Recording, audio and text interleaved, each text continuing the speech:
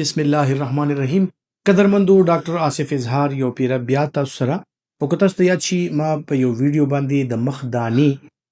اکنی پیمپلز یا په پښتو کې ورته ځوانه کې ویني پاغي باندې تاسو سره خبرې کړې وي. څنګه چې تاسو ته هغه ویډیو نه به یاد وي چې مونږه دا خبره کړې وه چې هغې وجوهات چې کوم دي نو هغه د چمړې خپلې بیماریانې د چمړې جراثیم داسې د چمړې مختلف قسم عوامل هم پکې دي، جنیټک یعنی موروثي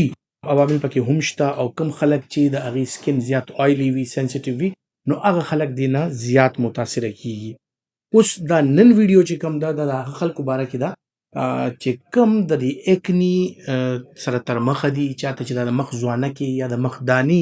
یا پیمپلز دي او هغې غواړي چې یاره دې نه ځان خلاص کړو، یا هغه خلک چې کم داسې ایج ته روان دي، ځوانۍ ته روان دي او هغې ګروت روان دی او هغې دا غواړي چې یاره په فیوچر کې د هغې په مخ باندې دا دانې را نشي. نو دا دواړه خبرې به کوو نن په دې ویډیو کې چې دې دانو نه ځان بچ کولی څنګه شي، او که فرض کا دا دانې راشي نو هغه تاسو زر تر زره د هغې نه څنګه ځان ساتلی شي او څنګه د دې ټریټمنټ کېدلی شي. نو ټولو نه اول خبره کوو د هغه خلکو باره کې چې چاته شته نه او دا خلک چې کوم دی نو هغه ایج ته روان دي چې د دې عمر زیاتېږي 14 کاله 15 کاله یعنی د بلوغت عمر ته را رسي. نو که دا نارینه دي او که زنانه دي، جنکۍ دي که هلکان دي، هغې دپاره دا پکار ده چې د ټولو نه اول خو دغه عمر کې کم مرغن څیزونه دي، کم د ډېر زیات غوړ دي پکې، دغه څیزونو استعمال کم کوي. دا جنک فوډ چې کوم دی د دې استعمال کم کوئ، ایکسرسایز کوئ، خپل مخ صفا اوبو سره وینځئ او خپل سکین اریټیشن لکه نور ته ډېر زیات وتل، داسې هلکان چې کوم دی په بایک باندې ګرځي هغې سره هم بیرو ټراما کېږي چې هوا لګي، ګرد و غبار راځي. نو دغه څیزونه دا ډېر زیات ضروري دي چې دې سره دا اکني دې سره زیاتېږي. دویمه خبره د جینکو دپاره اکثر لا په مخ باندې لږ شان ویښته وي، بعضې نیم زنانه د هارمونز د وجې نه دا ویښته زیات هم کیدی شي. نو دا زنانه اکثر تریډینګ یا پلکینګ کوي چې دا ویښته وباسي، یا د تار په ذریعه یا د نوسي په ذریعه دغه چې کوم دی پلکر چې کوم دی د هغې په ذریعه باندې د وباسي. نو دا د لږ احتیاط کوي چې هغې نه مخکې او د هغې نه بعد خپل مخ په تړمو اوبو سره ووینځي او کله چې دا عمل وشي نو هغې نه بعد بیا خپل مخ باندې ښکلی غونته کې انټي سیپټیک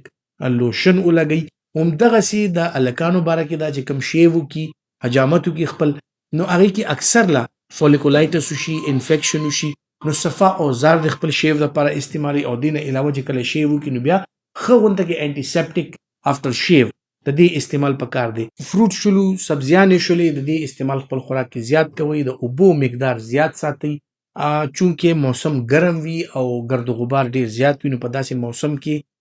ضرور که تاسو چېرته په بایک باندې ځئ یا بهر ته ځئ نو سن ګلاسز، پی کیپ چې ستاسو مخ باندې ډایرکټ نور نه لګي او لونده کپړه خپل مخ نه تاولی شي چې کم سره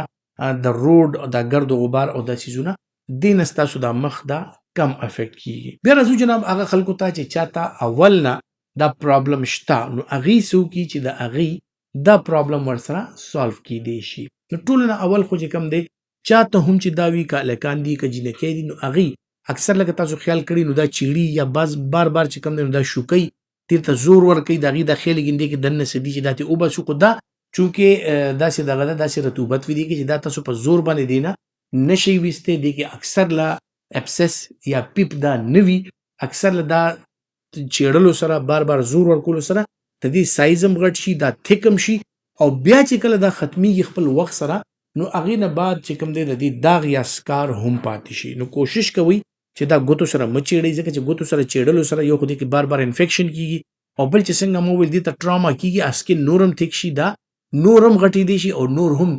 زیاتېدی شي. نو کوشش کوئ چې دا نه چیړئ. صفا اوبو سره خپل مخ وینځل، صابون په ورځ کې بس یو ځل استعمالو چې سار د صابون استعمال کو، هغې نه بعد هر قسم ته صابون په مخ باندې استعمالو نه دي پکار، ځکه چې دا مختلف صابونونه دي کې دا کیمیکلز وي دغه وي، هغې سره هم دا څیزونه زیاتېږي. بیا په مخ باندې موئسچرایزرز یا آیلز یا دا څیزونه لګول یا دا میک اپ کول بار بار، نو دې سره اکثر له دې زنانو کې دغه میک اپ په وجه باندې دا څیزونه بار بار راځي، ځکه د هغې سکن بار بار کیمیکلز ته ایکسپوز کېږي. نو کیمیکل ایکسپوژر د خپل سکن د خپلې چمړې دا کم نه کم ساتئ. مخ صفا وینځل. بیا په خوراک کې څنګه ما چې هغه خلکو دپاره وویل چې چاته نشته نو که چاته شته هم هغه دې کوشش کوي چې د سبزیانو استعمال زیات کوي، فروټ استعمال زیات کوي، جنک فوډ او دا مرغن څیزونه، تلیدلي څیزونه دې نه پرهیز وکړي، خواږه کم استعمالي. که د چا وزن زیات وي کوشش کی چې وزن کم کی. او بل خبره دا ده چې په دې باندې لګولو دپاره نیچرل سیزونه، یعنی اکثر که تاسو وګورئ بادرنګ چې کم دی، کیرا چې کم دی، دا ډېر ښه دی. په دې باندې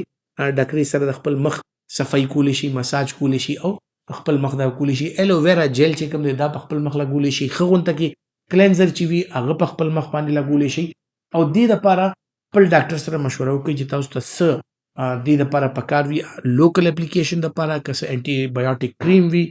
یا څه داسې انټي انفلیمیټري کریمز وي، که هغې سره نه کېږي بیا دې دپاره مختلف قسم دوایانې هم کیدی شي. هغه دوایانو سره ځکه چې دا که انفیکټډ وي هغې دپاره بېلې دوایانې دي، که انفیکټډ نه وي صرف انفلیمیشن په وجه وي د هغې دپاره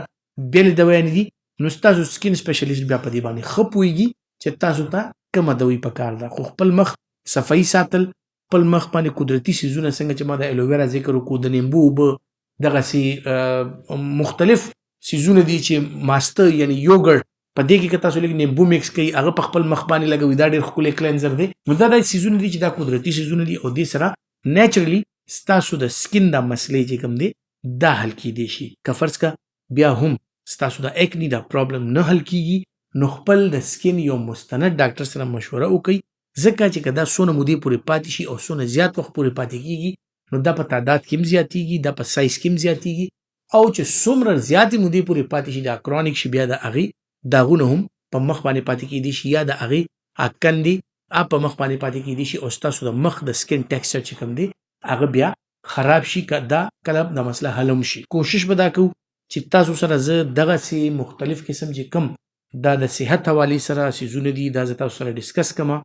او تاسو ته هغه سیزونه را تر مخې ته کړم چې تاسو د دوایانو نه علاوه هم